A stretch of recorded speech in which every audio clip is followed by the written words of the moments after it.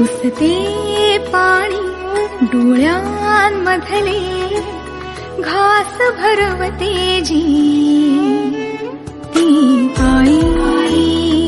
उसते पाणी डोळ्यांमधले घास भरवते जी ती आई.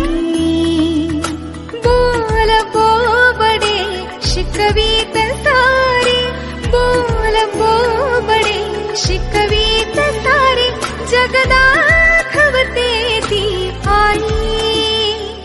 उसते पाणी डोळ्यांमधले घास भरवते